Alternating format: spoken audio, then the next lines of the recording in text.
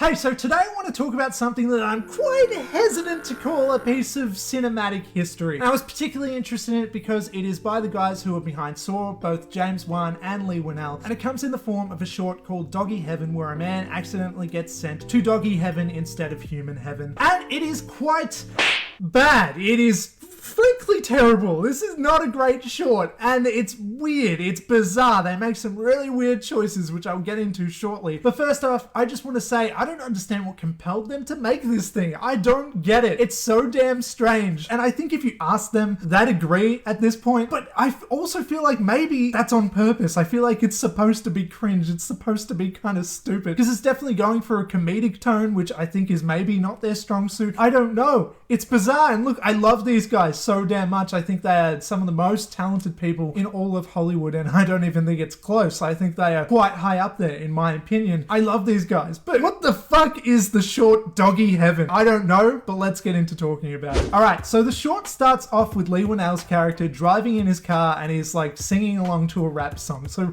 right off the bat, you know this is quality, A-grade, funny stuff. Yo, I pointed my gat in the boots, just froze. I blasted him dead, then it's back to my hole. But it is kind of interesting seeing these guys' progression. Like in this short, this is clearly early days, and it's just funny seeing them do something that literally I would be able to shoot. It's sort of inspiring in a weird way, in kind of a retroactive way, knowing where they go, you know, the success that they garner later on. It's so bizarre to me that Leigh Whannell made this short and then later made The Invisible Man, you know, like 12, 13 years later. It's so weird. Anyway, he then gets distracted by a convertible beside him full of girls who are only credited as the bikini girls. He smiles awkwardly at them, but they're not interested and they drive off. We then cut to seeing somebody who is credited just as Woman, played by Lin Shaye, who is famous for her ongoing role in the Insidious franchise, which is also made by James Wan and Leigh Whannell, which is kind of interesting because I guess they had some sort of a working relationship even before making that film. Like, it's sort of interesting thinking about the trajectory of their careers and, you know, just how things all came along. But this is where I got confused for a second. We're not even like a minute into the short, and I'm like, hang on a fucking second.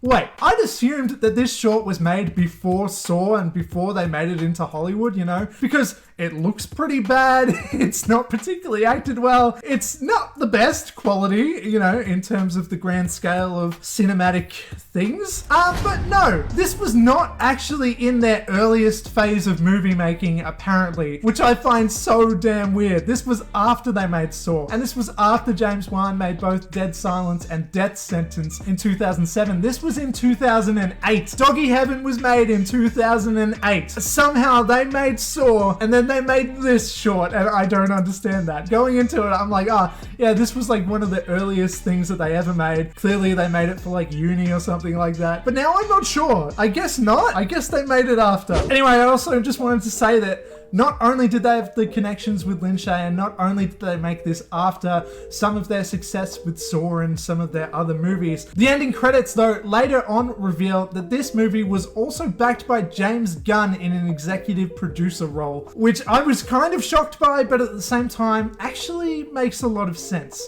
I will explain why in a bit. So, where are we in the short? Basically, we've got our two characters, the woman and Leigh Whannell's character, driving in the car. The woman has a dog. She loves her dog. She's making kissy faces at it or whatever the hell she's doing, because this character is so over the top, just by the way. She's wearing a big giant hat. She's basically like this just really cartoony, out of this world old lady character who was just very over the top. Anyway, we then cut back to Leigh Whannell's character driving in his car again. He gets like distracted, he's talking on the phone and whatever, and he then promptly runs over the old lady's dog, and there's this unnecessary gore shot of the dog under the tire. It's clearly fake, but it's like, okay, like calm down, but whatever. And he gets out of the car, they both look at it and they're shocked. They're just shocked, they're looking at it, and oh my god. Shortly before, the old woman pulls out a gun and says, "You big pile of doo-doo," and shoots him.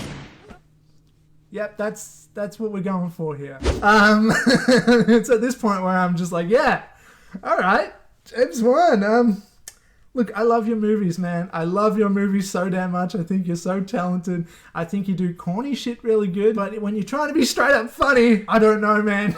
She literally just called him a big pile of doo-doo, and I regretted watching this at that moment, but I continued on. Leigh Whannell then wakes up in just a room of whiteness. Everything is white around him, and knowing the title, we know what's going on. He ends up being in heaven, specifically Doggie Heaven, the heaven for dogs. And then what follows is this kind of weird montage of Leigh Whannell being surrounded by just like dog things in this pure white room and whatever, as he quickly realizes that he must be in Doggie Heaven and exposits this out loud, much like you wouldn't in reality, or maybe you would. I don't know, I've never been to Doggie Heaven myself. Oh my god. I'm in dog heaven. I'm in dog heaven. And then we get to just see Leigh Whannell eat some dog food for a second, which actually looked real. Like the dog was eating it from a bowl and then he started eating it from the same bowl. I don't think this was like special effects. I don't think this short had the budget for special effects. Pretty sure he just ate dog food, and what dedication. I appreciate you so much, Leigh. It just wasn't worth it for this short, I have to say. Anyway, we then come to the real piece de resistance, so however you say it. And yeah, it's here where I actually really have to criticize a little bit.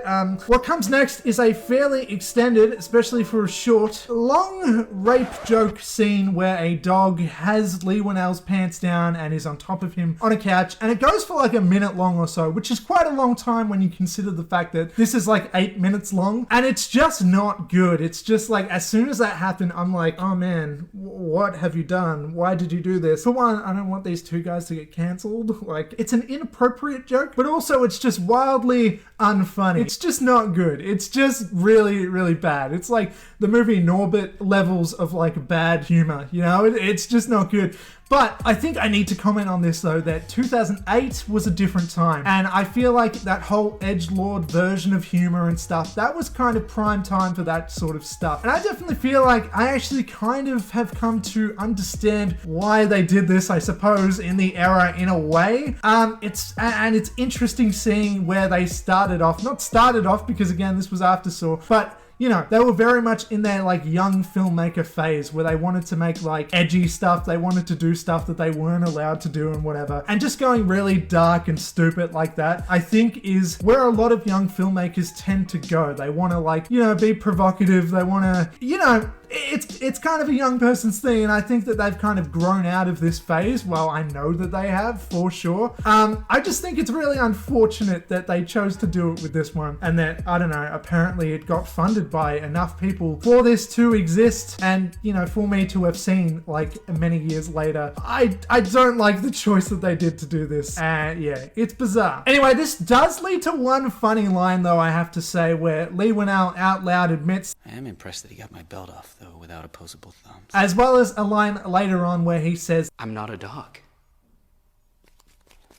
and it was just kind of cute. That is the kind of humor that should be in this, not the fucking weird dog rape stuff. Anyway, he then gets called into like the magical heaven filing office place for a second. And at this point, I'm like, this should be a Pixar movie. Like, you know, barring the dog rape stuff and whatever the hell else is, you know, not the best choices in this thing. This is the premise of a good Pixar movie. It really could be, where a guy accidentally gets sent to Doggie Heaven. That is definitely, like, that's up Pixar's alley. And now with the power that James Wan and Leigh Whannell have in Hollywood, they could actually probably get that made and probably be in, like, producer roles and probably make a ton of money off of it, to be honest. Do it. You should do that, guys.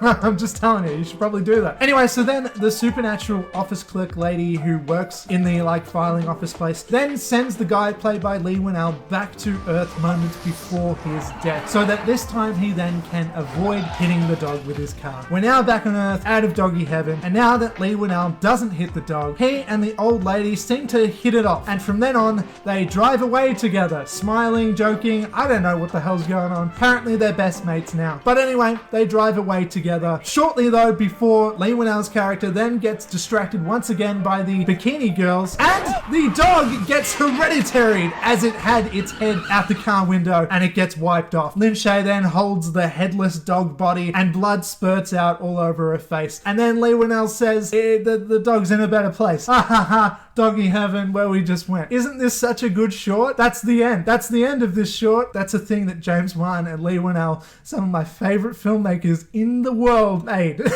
for some reason. And something else that I forgot to mention when I was filming this video the other day is that this movie, or this short, also has its charm to it. I feel like I was way too mean to it the other day. I was really shitting on it. And like, look, I don't think that it's particularly good, but I do want to say that, you know, Leigh Whannell's acting in it, it's kind of charming in its own way, and there's kind of this like fun energy to it in terms of seeing what these young filmmakers pretty much just had in their head. There's imagination to it for sure, and I do like that it is kind of like an original premise in that way. It's fun. It's a fun short. I didn't mind watching it. I do think it has some pretty bad humor in it. I do think that it is not the most well-made thing that I've ever seen, especially among all their other work. But yeah, even though I was pretty much shitting on it for the entire video, I do want to say that it does have its moments, and I don't hate this thing. Anyway, so I watched this on YouTube, just by the way. You can watch it. It's right there. I'll have a link there or whatever. And I just wanted to mention one of the comments that I saw that made me laugh, where they said, imagine if instead of SAW taking off, like, this is what they sent over to like the Hollywood producers or whatever, and we ended up with 9 Doggie Heaven movies. I just thought that was kind of funny. Yeah, anyway, so this isn't the best short, but I think there's value in it. I think there's value in seeing how they grew. And I think there's value in kind of learning the trajectory of their filmography that much more. It was fascinating. It was definitely different from what I thought it was going to be. And it gave me just a little bit more insight into who these filmmakers are and what their careers look like in terms of growth. I feel like they have definitely outgrown this kind of weird frat boy sense of humor that they clearly had in 2008, which I'm thankful for. But it is kind of weirdly admirable that they had a phase like that to begin with, but still managed to be successful. You know, it's kind of cool that they were able to achieve the heights of success in quite serious films. Like, you know, the horror genre isn't exactly a laughing matter a lot of the time, but they were still able to keep a sense of their immaturity and joke around and stuff, I imagine, off camera and everything, as well as unfortunately on camera, because here I don't think it works. I don't think it's funny, but hey, I don't know. Maybe I have, I'm the problem. I have a bad sense of humor. I don't think so. This was a bad choice. The dog rape really ruined it for me, but I don't regret watching it. I think it's interesting, and that is Doggie Heaven for you. Cool. Are they going to make Doggie Heaven 2? I highly doubt it. And that is all I gotta say. Thanks for watching, and please do the things, which I like, comment, share, and subscribe, and all that stuff. Goodbye.